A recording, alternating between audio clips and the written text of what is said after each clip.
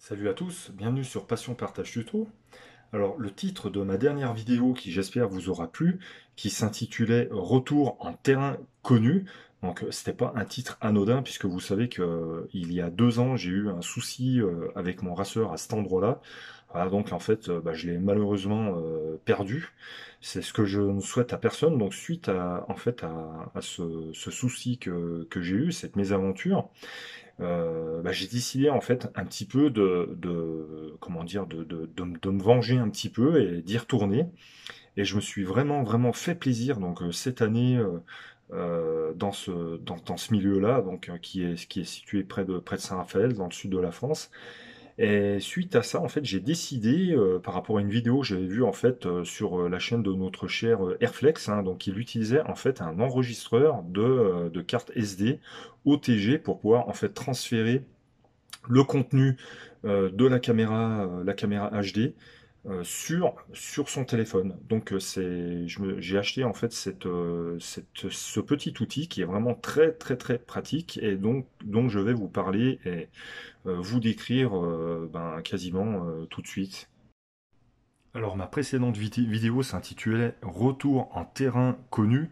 Aujourd'hui, trêve de plaisanterie, on est de retour en terrain confiné. Malheureusement, c'est comme ça, on est obligé de subir. Donc notre loisir, on va être obligé de le mettre un petit moment de côté. Bon, même si on peut, malgré tout, pendant 1 heure et 1 kilomètre, je pense qu'on peut quand même se faire un petit peu plaisir à voler près de chez soi.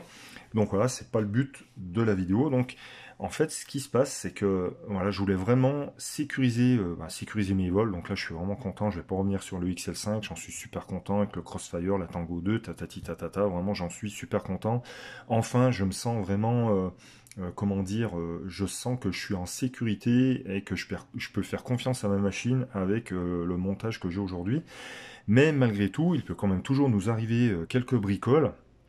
Donc le but en fait c'est de sauvegarder ses rushs entre chaque session sur son téléphone, au cas où en fait on perd notre drone plus la caméra, hein, ce que je me répète, je ne souhaite à personne, c'est vraiment très galère, c'est un gros stress, en plus on pollue la nature, faut pas l'oublier. Donc voilà, c'est de sauvegarder ses rushs entre chaque session, ce qui est très facile à faire et surtout très peu coûteux, donc avec un outil comme ça qui est très compact, hein, c'est vraiment ultra bête, hein, on dirait en fait un porte-carte USB, ni plus ni moins, sauf qu'il est compatible, en fait il est auto-alimenté via le smartphone et ensuite on peut transférer les données de la d'ailleurs micro SD ou n'importe quel SD il y a les deux ports, hein, donc micro SD et port SD sur cet outil là, pour transférer tous vos rushs dans votre téléphone et ensuite transférer les rushs de votre téléphone à votre PC pour ensuite faire votre montage. Donc ça, j'ai trouvé ça vraiment super pratique et je vais vous montrer comment ça fonctionne. Je vous mets le lien et le descriptif, enfin le prix dans la description. C'est vraiment ultra simple, j'ai été épaté, ça vaut 10 balles. Donc voilà, celui-ci, je me suis fié aux commentaires en fait des gens sur Amazon, il y en a énormément, donc c'est ce qui fait que je suis parti sur ce modèle-là, donc qui est Venga. Donc voilà, je sais pas si je le prononce bien, mais voilà, donc Venga USB Card, Reader, Writer, OTG, adapteur. Cet adaptateur est compatible quasiment tout système d'exploitation, donc on voit de Windows 10 à même XP, bon Linux, Android, tatati tatata. Par contre, il est uniquement compatible si carte formatée en FAT32 ou exFAT. Alors sur la plupart des caméras, évidemment que c'est un format type micro SD. Donc il y a le port micro SD là sur le côté, donc il n'y a aucun souci. Et aussi, malgré tout, vous pouvez mettre un adaptateur SD, il n'y a aucun problème. Voilà, vous pouvez mettre aussi un adaptateur SD avec la micro SD dedans, mais bon, il n'y a pas d'intérêt puisque quasiment la majorité des caméras ce sont des micro SD. Alors vous voyez que c'est vraiment très compact, très léger, ça prend vraiment pas de place, vous le mettez dans la poche. Alors ce qui est aussi vraiment très pratique, c'est qu'en fait il y a tout type de connectique. Alors on voit ici qu'il y a une connectique USB type A qui peut se transformer, alors ça c'est vraiment bien, regardez, vous tirez ici de chaque côté, tac, et vous passez en micro USB type B. Donc ça c'est vraiment bien, voilà, pour les anciennes générations de téléphones. De l'autre côté, on a la nouvelle connectique USB type C, voilà, pour la nouvelle génération de téléphone. Donc il y a vraiment, c'est très très complet, très bien fait, il en faut pas plus. Imaginons que vous avez déjà en fait, enregistré des rushs avec votre caméra HD. Donc vous insérez la micro SD dans le port, vous connectez ça à votre téléphone. Évidemment, il faut qu'il soit OTG. Alors OTG, ça veut dire que votre téléphone est capable en fait d'ingurgiter des données, alors que s'il n'est pas OTG, c'est uniquement du téléphone via un PC, mais pas l'inverse. Donc voilà, on branche et regardez ce qui se passe. Et bien en fait, l'adaptateur s'auto-alimente. Et ensuite, vous allez pouvoir aller dans votre téléphone, récupérer les fichiers. Alors la seule petite chose qui se passe en fait quand vous récupérez la carte micro SD de votre caméra HD et que vous connectez l'adaptateur au téléphone Android, lui en fait ce qu'il fait c'est qu'il installe des fichiers sources sur cette micro SD, mais ça ne gêne absolument pas du tout le fonctionnement de la caméra HD, hein, voilà, donc il y aura forcément des fichiers sources qui vont être envoyés du téléphone vers la carte micro SD. Voilà, c'est comme ça, hein, on n'y peut rien, mais ça ne fera absolument rien du tout au niveau des enregistrements suivants en fait, que vous allez faire avec votre caméra HD. Je vais vous montrer tout ça. Donc voilà, donc là, je fais en fait un enregistrement que je vais ensuite basculer dans le téléphone pour vous montrer que ça fonctionne bien. Donc là, je suis passé en 1080 60 fps parce que mon téléphone est capable de lire le 1080 60 fps. Comme ça, vous verrez que je vous raconte pas de blagues, comme quoi ça marche super bien. J'essaierai aussi après avec un fichier 4K que mon téléphone ne lit pas, mais voilà, pour transférer ensuite le fichier récupéré du téléphone au PC et vous montrer que tout fonctionne, et aussi vous montrer ces fameux fichiers sources Android qui se mettent en fait par défaut sur la carte SD et en quoi ça ne gêne absolument pas le fonctionnement des enregistrements HD sur votre caméra votre caméra. Ça se passe donc là, voilà, j'ai enlevé la micro SD de la caméra HD que j'ai mis dans l'adaptateur. Je branche l'adaptateur au téléphone. Je vais ensuite dans Fichier. Voilà, et on voit instantanément, donc voilà, en fait c'est souvent le même nom, hein, ce type de caméra, de carte mémoire, c'est Decim vidéo. Donc on la voit ici, on voit que j'ai filmé l'arrière de mon téléphone. Donc on maintient un appui long sur le fichier, on fait déplacer. Donc je vais mettre ça non pas dans la carte mémoire parce que j'ai qu'une 16 Go, on le voit ici en deuxième ligne, mais je vais mettre ça en stockage interne là où j'ai 128 Go. Je clique dessus, je vais sur Picture, voilà. Dans le dossier Picture, j'avais déjà créé, je vous conseille de le faire évidemment pour retrouver plus vite vos rushs, un dossier qui s'appelle Save Racer. Donc on voit que j'ai déjà une vidéo, donc je fais déplacer, et là c'est terminé.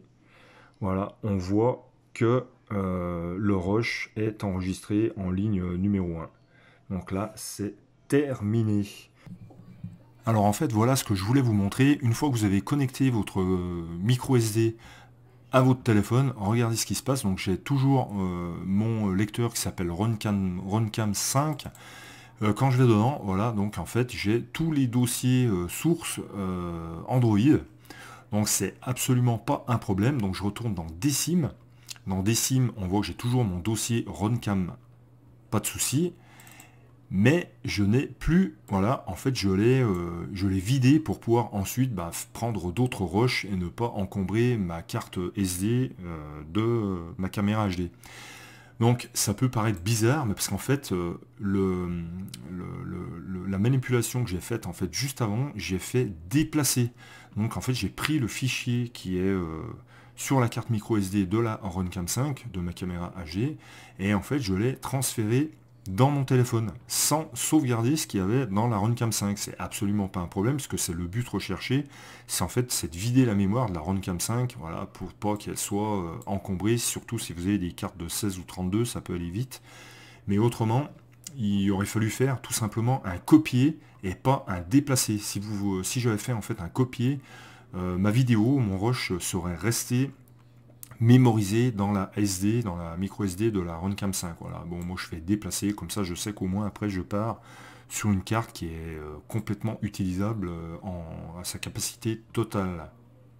Donc, ce que j'ai fait là, c'est qu'en fait j'ai changé la résolution de ma caméra d'action.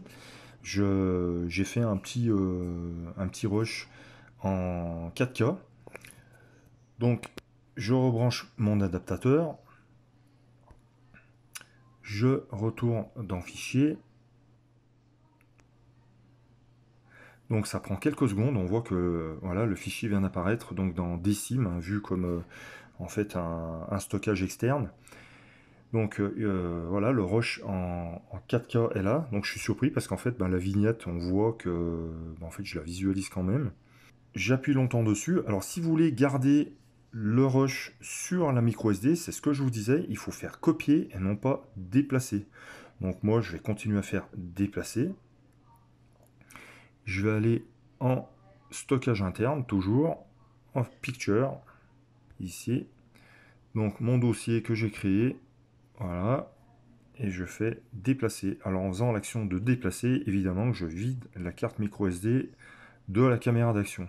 Pensez bien, si vous voulez garder en fait, les rushs en doublon dans votre téléphone ou dans la caméra d'action, de faire copier tout simplement.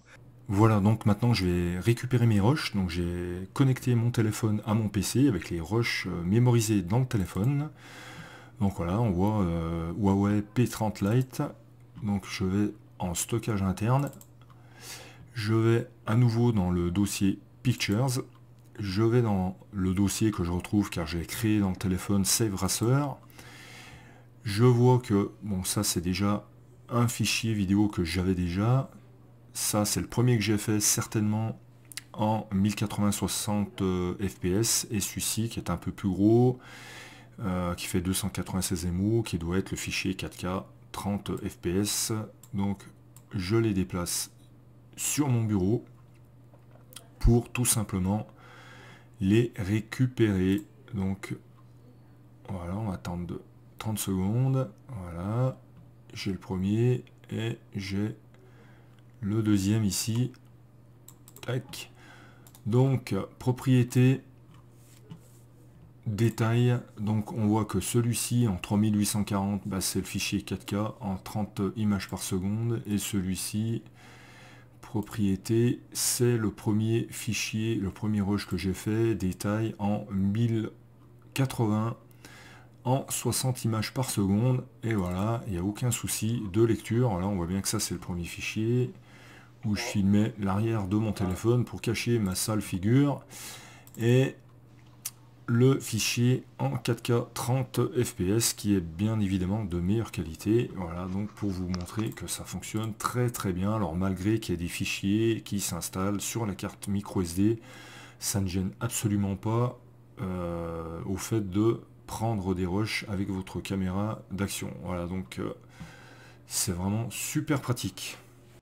J'espère que cette vidéo vous aura plu, surtout pour un appareil si peu cher et si pratique qui permet donc de transformer en fait votre téléphone en appareil de stockage pour sauvegarder vos rushs entre chaque session, éviter voilà ce que personne ne souhaite en fait de perdre son drone et de perdre aussi tous les rushs qu'on a pu faire avant. Donc je vous dis à bientôt sur Passion Partage Tuto et prenez soin de vous. La période va être difficile, voilà, parce que bon, notre loisir va être mis en stand-by pendant un mois, mais je vous dis, je vous donne rendez-vous en fait, à plus tard et portez-vous bien. À bientôt. Ciao, ciao.